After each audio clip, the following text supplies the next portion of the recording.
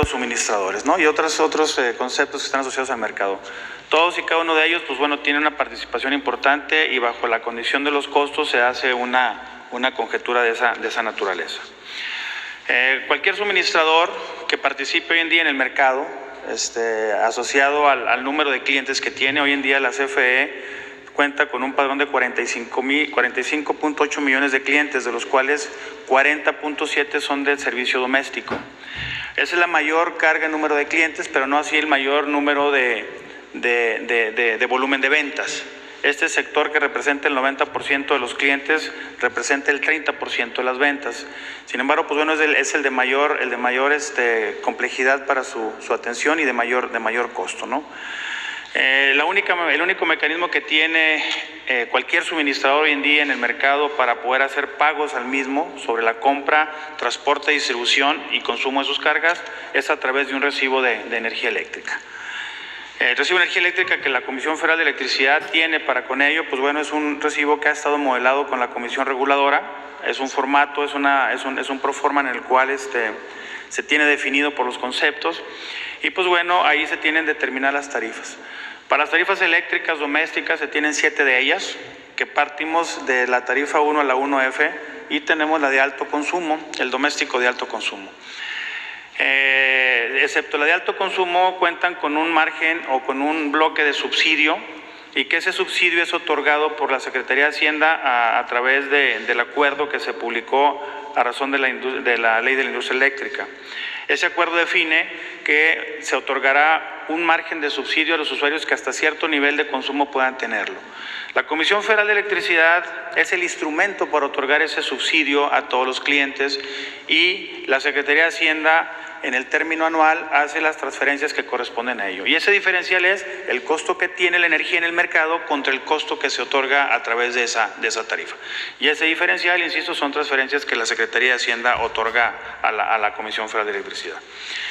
El año pasado, cuando la Secretaría de Salud determina la emergencia sanitaria y veíamos que el confinamiento pues iba a ser parte de un consumo extraordinario en todos los domicilios y que íbamos a tener un bloque de migración a clientes domésticos para consumo bajo y a consumo alto.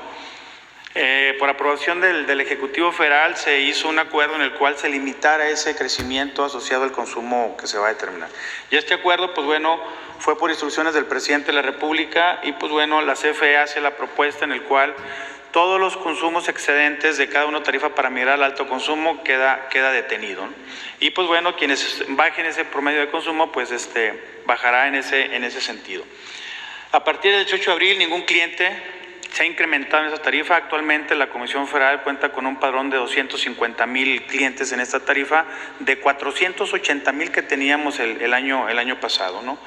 Y pues bueno, en ese sentido se está quedando nada más el bloque que ahí sí extrapola mucho el tema del consumo doméstico en ese sector. Los usuarios que ya estaban en la DAC y que reduzcan su consumo, pues bueno, migrarán a la tarifa ordinaria que corresponda, ¿no? A razón de las condiciones de temperatura o la región en la cual esté aplicando esa tarifa. Los consumos registrados durante la pandemia y cuando esta concluya, obviamente pues no van a ser modelados para poderlos considerar. Se va a sacar ese periodo y va a seguir su periodo de consumo o su historial de consumo normal. Y el último es, pues bueno, sí hubo una condición de incremento, obviamente porque los clientes que estaban en el rango moderado o excedente, pues con un 20% más de su consumo pudieron experimentar 60% más en el costo. ¿Por qué? Porque se van a un escalón excedente y ese no tiene mayor subsidio. Y en esa proporción, quienes hayan tenido consumos excedentes del 30, 40, 50, pues bueno, pudieron haber experimentado hasta un 100%, pero no asociados a que hayan brincado la tarifa doméstica de alto consumo. Siguen teniendo proporcionalmente el bloque de subsidio que tiene asociada la tarifa en el cual están ellos registrados. Aquí podemos ver en este año cómo la tarifa doméstica y la tarifa de uso general, industrial y de servicios ha estado mitigada. La tarifa doméstica en el acuerdo que se tuvo con Hacienda en diciembre del año pasado fue que se iba a tener un crecimiento anualizado del 3.3%, que fue el mandato del presidente de no crecer más de la inflación. Actualmente la tarifa doméstica a todos los clientes domésticos, esos 40 millones de clientes, han experimentado un incremento acumulado súbito mensual del 0.2% para llegar al año al 3.3%. Este acuerdo ya está definido junto con la tarifa doméstica, que son las que tienen ese goce de subsidio. Sin embargo, el resto de las tarifas que la modela la la Comisión Reguladora, estas están asociadas a los costos de generación y las tarifas reguladas que se tienen por el transportista y por el distribuidor. El año pasado nosotros cerramos con un menos 6.1% de crecimiento, o sea, no se creció ni siquiera el tema inflacionario. En este año el primer mes fue del 1%, el mes de febrero fue de 0.18, teníamos ya un valor de 1.3. En el mes de marzo igualmente se quedó con el 0.1, teniendo un 1.6% de crecimiento acumulado. ¿Qué pasa en el mes de abril? El mes de abril, el costo de generación que impactó en el mes de febrero, asociado a los costos de gas que pasaron en el sur de Texas o en todo Texas, donde el precio del MBTU costó 3.5 y se fue a $450 en promedio, una exposición terrible del gas. Se tuvo aquí una exposición fuerte de sobrecosto que le originó a la CFE cerca de 50,000 millones de pesos, en el cual esos 50,000 millones de pesos se están trabajando y se trabajaron con la Comisión Reguladora y con la Secretaría de Hacienda para dosificarlos o trasladarlos en los meses en los cuales la tarifa tenía un decremento y seguir manteniendo ese 3%. Actualmente, pues bueno, el mes en el puro costo de generación, insisto, que es el impacto del 60% del costo total de la tarifa, se fue a un 5%, sin embargo en el valor acumulado ya con las tarifas reguladas quedó en un 3.4%. En ese sentido, pues bueno, podemos ver en la que sigue cuál es la variación que vamos a tener de un mes contra otro, de lo que es el mes de marzo contra abril. En la tarifa industrial de media tensión vamos a tener un incremento del 3%, en la tarifa ordinaria de media tensión un 3.2%, en la tarifa comercial un 3.3%, en la comercial hasta 25 un 2%, y así la más impactante va a ser la doméstica de alto consumo con un 3.8%.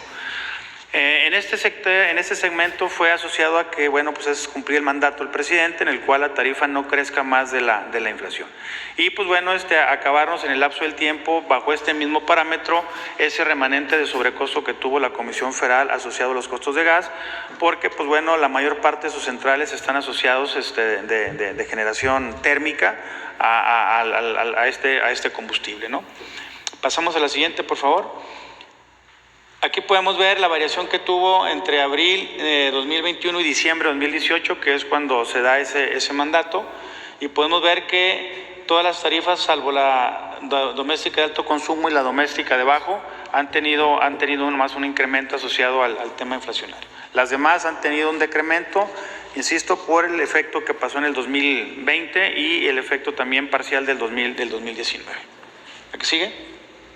Aquí podemos ver en un comparativo en el cual, haciendo el efecto, y no nada más del costo del gas, la tendencia que tiene este comportamiento tarifario en el doméstico contra la tarifa que tiene en promedio Estados Unidos, y podemos ver que la tarifa que se otorga aquí al sector doméstico es un 43% mucho más barata que en Estados Unidos. En el mes de febrero-marzo, Estados Unidos, en el sur de Texas principalmente, se experimentaron recibos de sector doméstico hasta de 7, 8 mil, 10 mil dólares en promedio por sector, donde tuvo que entrar el gobierno para poder determinar un modelo similar al que se tiene aquí con la Secretaría de Hacienda para otorgar un subsidio adicional a los consumidores de ese sector. Es así como ahorita tenemos modelado y estructurado el tema del crecimiento de la tarifa, en el cual todo este año estamos haciendo un escenario. Si me regresan nomás al anterior, se me pasó, por favor, anterior. Al anterior.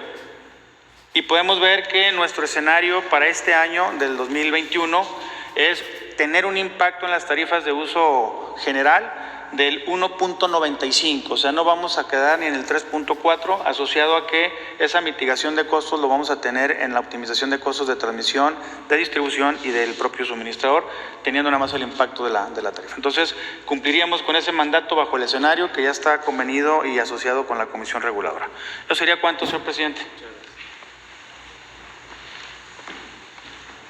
Bueno, esto es para aclarar de que se cumple con el compromiso que hicimos de no aumentar en términos reales los precios de las gasolinas, del diésel, del gas y de la luz. Tenemos pendiente el ajuste en el gas.